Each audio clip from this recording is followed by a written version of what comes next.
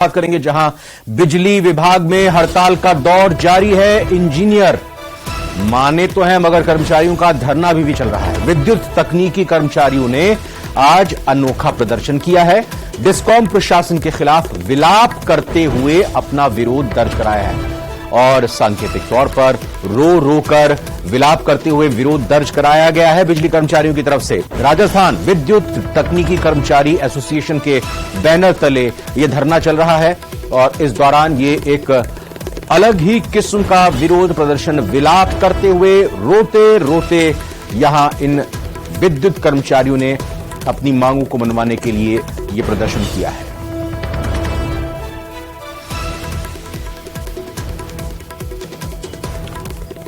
जैसलमेर से बड़ी खबर लेते हैं जहां पर जेसीसीबी शाखा राजमथाई में करोड़ों का घोटाला हुआ है। जेसीसीबी कर्मचारियों और अधिकारियों की करतूत सामने आ गई है।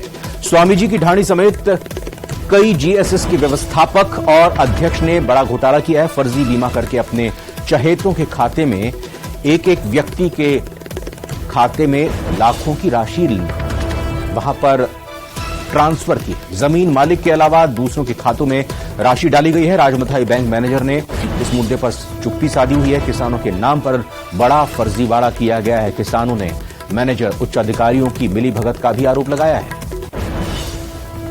तो जैसलमेर की बड़ी खबर आपको बता रहे हैं जहां जेसीसीबी शाखा राजमथाई में करोड़ों का घोटाला हुआ है। जेसीसीबी कर्मचारियों और अधिकारियों की करतूत सामने आई है। स्वामी जी की ढाणी समेत कई जीएसएस के व्यवस्थापक और अध्यक्ष ने बड़ा घोटाला किया है। फर्जी बीमा करके अपने चहेतों के खाते में एक एक व्यक्ति के खाते में लाखों की राशि डाली गई है। जमीन मालिक के अलावा दूसरे के खातों में यह रकम डाली गई है। राजमथाई बैंक मैनेजर ने इस मुद्दे पर चुप्पी साध ली है, कुछ नहीं बोल रहे हैं। किसानों के नाम पर यह बड़ा फर्जीवाड़ा सामने आ रहा है। किसानों ने मैनेजर उच्चाधिकारियों की मिलीभगत का भी आरोप लगाया है।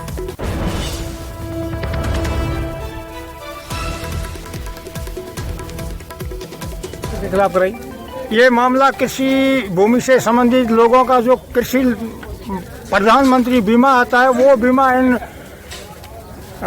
5-6 कोऑपरेटिव के जो मेंबर है, मुखिया है, इन्होंने और अध्यक्षों ने मिलकर पूरा बीमा पैसा इन लोगों ने फर्जीवाड़ा करके पूरा पैसा खा लिया है।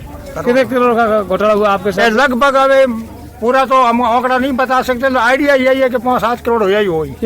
कब साल के कौन से साल के आपके? ये 16 से लेकर 23 तक के आंकड़े बताए जा रहे हैं। आपने किसके खिलाफ एफआईआर दर्ज करवाई? हमने इन 500 के खिलाफ करवाई है। किन किन के खिलाफ कराई? 500 के नाम याद है? हाँ, नाम तो मैं बता देता हूँ। मनोहर लाल कौन है ये प्रजापति, क्या नाम है? अमन नाराम, ये सब इनके साथ जितने भी व्यवस्थापक इन सब के खिलाफ है। बड़ी खबर आ रही है जहां पर मेवाड़ यूनिवर्सिटी में मारपीट का एक मामला सामने आया है। मेवाड़ यूनिवर्सिटी में छात्रों के बीच जमकर मारपीट का यह मामला है जहां पर अब तक कुल 36 युवकों को हिरासत में लिया गया है। गंगरार कस्बे में स्थित है यूनिवर्सिटी जहां यह पूरा विवाद हुआ। कल रात की ये बात है। जो मेस में यानी जो कैंटीन होती है जहां खाना खाते हैं स्टूडेंट्स और खासतौर पर हॉस्टलर्स जो रहते हैं, छात्रावास में जो लोग रहते हैं, छात्र रहते हैं, उनके बीच में झगड़ा हुआ और इस बीच ये तस्वीरें भी वहां पर किसी ने अपने कैमरे में कैद की, मोबाइल में कैद की और उसके बाद फिलहाल ये कार्रवाई की गई। 36 स्टूडेंट्स को अभी हिरासत में लिया गया है। 36 युवकों को हिरासत में लिया गया है।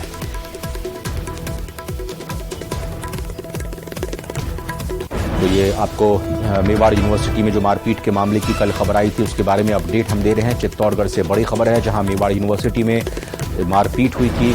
छात्रों के 2 गुट आमने सामने आ गए थे। मेवाड़ यूनिवर्सिटी में छात्रों के बीच ये मारपीट का मामला जिसमें अब तक 36 युवकों को हिरासत में ले लिया गया है। गंगरार कस्बे में यूनिवर्सिटी स्थित है। कल रात में मैस में ये झगड़ा हुआ था।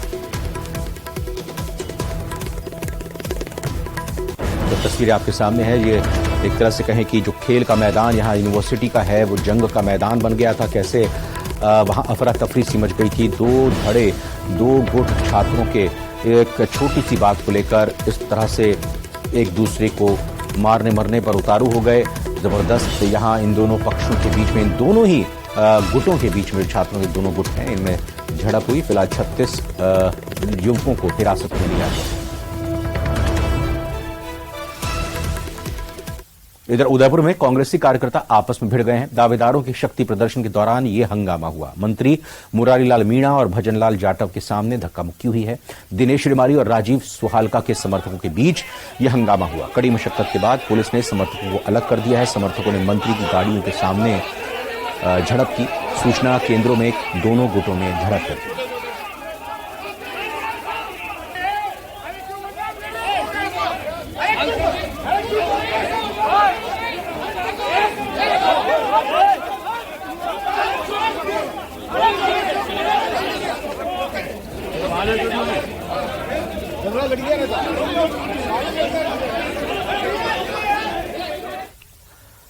और चुनावी साल है और चुनाव की तैयारियों को लेकर चुनावी सरगर्मी भी शुरू हो गई। लेकिन देहात कांग्रेस में कोटा की हम बात कर रहे हैं, जहां देहात कांग्रेस में नेता आपस में उलझते हुए नजर आ रहे हैं। चुनाव प्रभारी के साथ बैठक में कांग्रेस कार्यालय पर देहात कांग्रेस नेताओं की समर्थक आपस में भिड़ गए।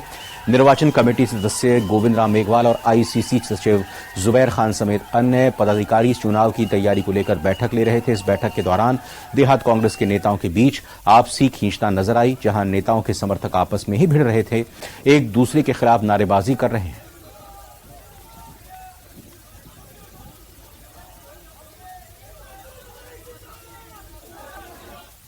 तो इन तस्वीरों में आप देख सकते हैं कांग्रेस के ही कार्यकर्ता आपस में भिड़े हुए हैं। बैठक लगातार बैठकों का दौर कांग्रेस में चल रहा है। टिकट को लेकर सभी अपनी दावेदारी पेश कर रहे हैं।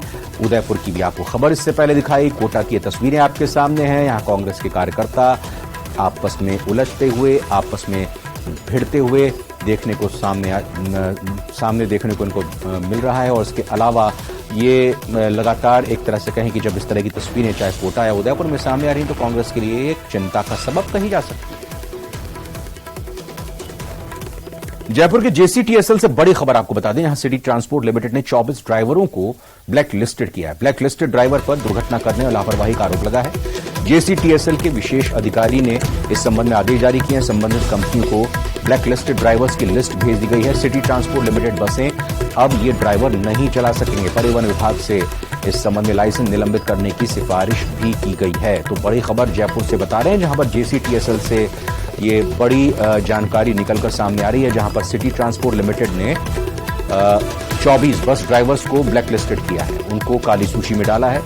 ऐसा इसलिए किया गया है क्योंकि इन पर आरोप है कि ये दुर्घटना करते हैं आए हैं, लापरवाही बरतते आए हैं। और फिलहाल जेसीटीएसएल के विशेष अधिकारी ने इस संबंध में आदेश जारी कर दिए हैं और ये लिस्ट जारी की है। संबंधित कंपनियों को ब्लैक लिस्टेड ड्राइवर के नाम भेज दिए गए हैं। अब ये साफ तौर पर कहा गया है कि इनको अब ड्राइवरी की जिम्मेदारी ना दी जाए। सिटी ट्रांसपोर्ट लिमिटेड बसें अब ये नहीं चला सकेंगे ड्राइवर।